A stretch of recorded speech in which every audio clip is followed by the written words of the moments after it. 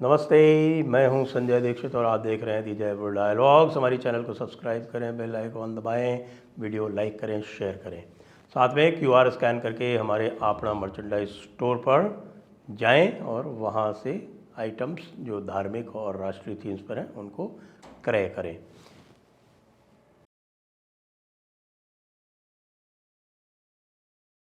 पनौती, जी हाँ, पनौती के रूप में हम जानते थे बहुत सारे लोगों को। हम जानते थे बरखा दत्त को, हम जानते थे राजदीप सरदेसाई को, और वैसे और भी बहुत सारी इधर उधर की छोटी मोटी पनौतियाँ हैं। लेकिन पनौती शब्द आज बहुत ही प्रचलित हो गया है, और वह प्रचलित हुआ है किसके मुखारविंद से?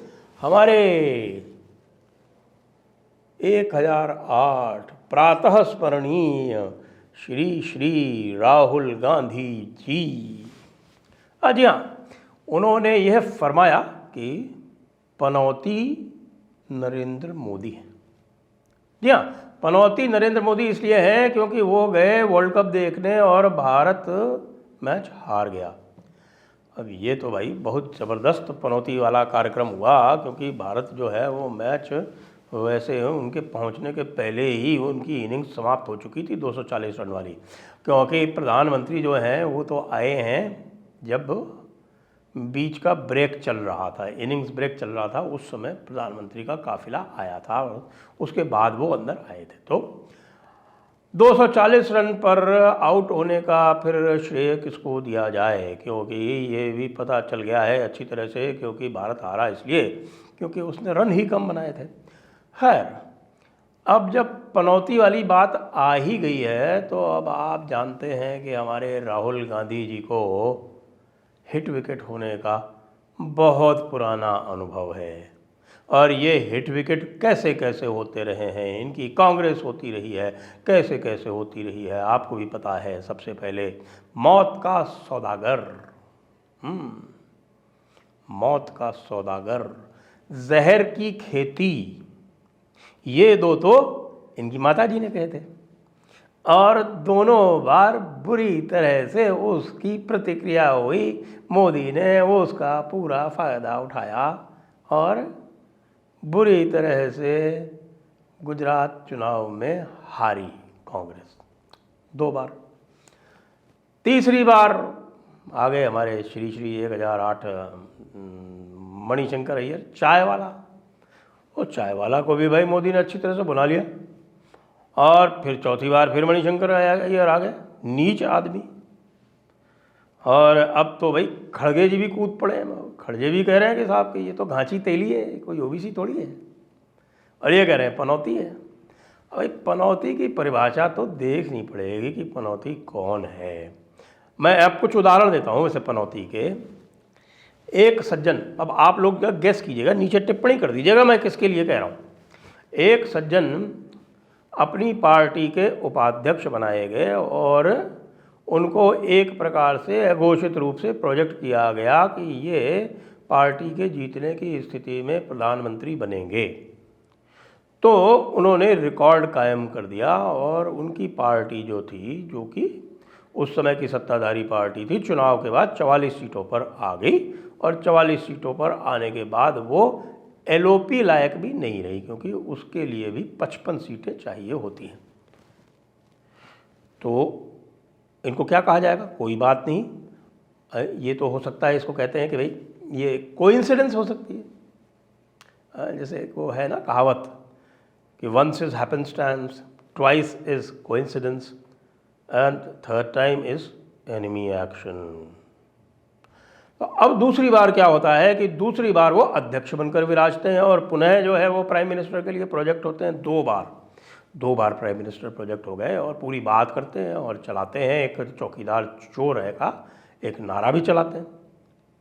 अब चौकीदार चोर है के नारे के उत्तर में नरेंद्र मोदी हम सब चौकीदार ले आते हैं, तो फिर मामला जो है वो काफ़ी कुछ उल्टा पड़ जाता है। और जब उपाध्यक्ष थे तब भारतीय जनता पार्टी की 282 सीटें आई थी, जब अध्यक्ष बन गए तो उनकी 303 सीटें आ गई। तो भाई पनौती कौन? सुनो हमारी बात, पनौती कौन? इस पनौती के बारे में तो सोचना पड़ेगा ना भाई, कौन है पनौती? पनौती की बात कर लेते हैं भाई।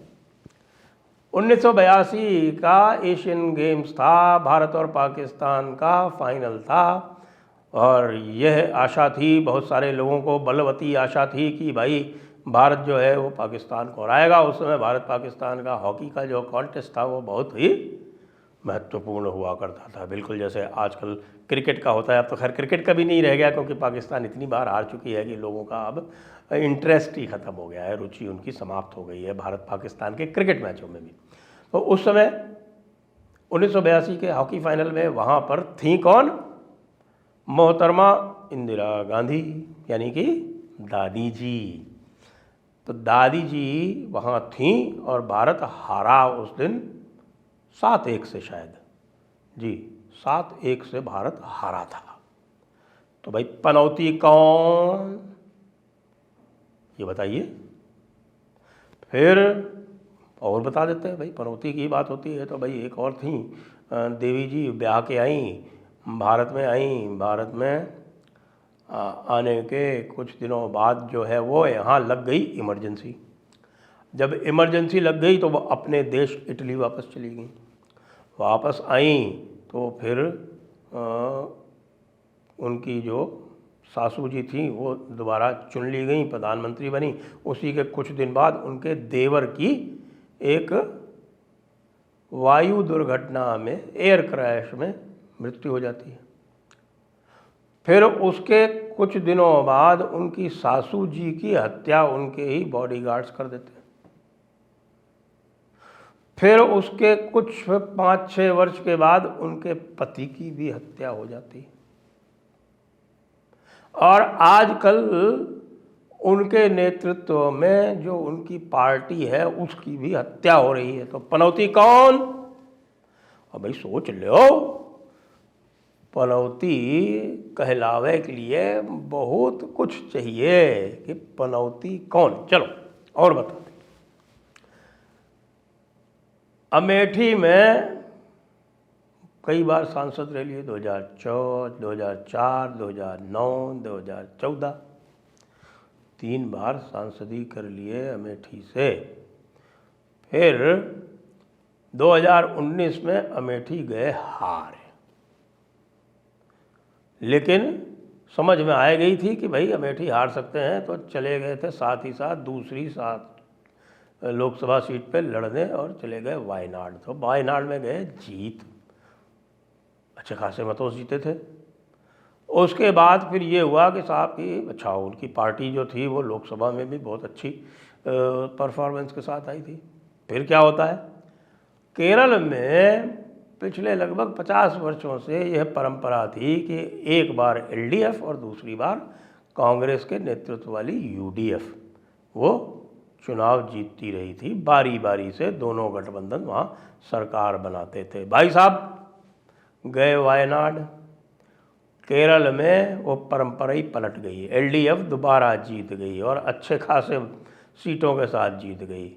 71 सीटें चाहिए जीतने के लिए, आगे 99। भाई साहब की सीटें आई 21 और उनके जो गठबंधन साथी था वो 15 पे थोड़ी बहुत कम हो जाती तो वो गठबंधन साथी यानी इंडियन यूनियन मुस्लिम लीग, जिसको भाई साहब सेक्युलर बताते हैं, वो उनके बराबर आ जाती। बस बच ही गए।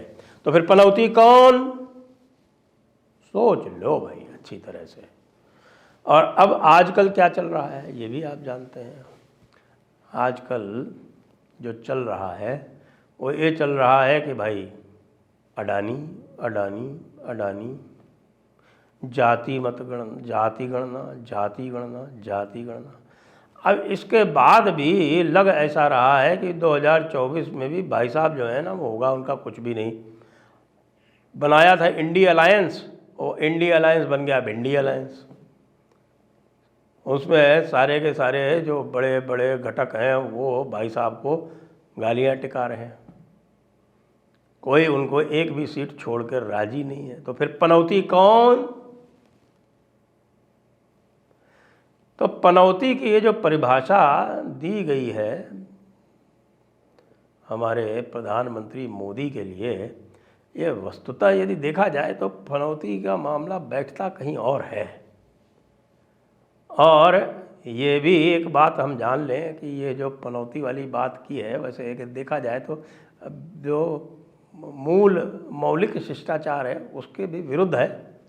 लेकिन मौलिक शिष्टाचार तो आजकल सोचता कौन है, विशेषकर जब आपके सारे के सारे सलाहकार जो हैं वो वामपंथी हों, उन्होंने आपको घेर लिया हो, गर्दन आपकी दबोच ली हो, आपके आँख कान नाक जो है वो केवल उन्हीं के ही अधिकार में हों, तो फिर ये सोचने की बात है कि आप और कर भी क्या सकते हैं। तो जब आपने अपना पूरा का पूरा मस्तिष्क, ब्रेन वो गिरवी रख दिया है, तो भाई साहब पनौती कौन। अब ये तो अब लगातार पूछा जाएगा। अब ये 2024 के चुनावों के परिणाम तक, यानी लगभग अगले 6 साढ़े 6 महीने तक हम लगातार पूछते रहेंगे भाई पनौती कौन। मध्य प्रदेश और राजस्थान और छत्तीसगढ़ के चुनाव के परिणाम आएंगे, इनमें से यदि तीनों सीटें आपके पास हैं, तेलंगाना में आप कह रहे हैं कि हमारी सरकार बनेगी, अब इसमें मान लीजिए एक भी दूसरे दल के पास चले जाए तो हम आपको क्या कहें, पनौती। जय हिंद, जय भारत, वंदे मातरम।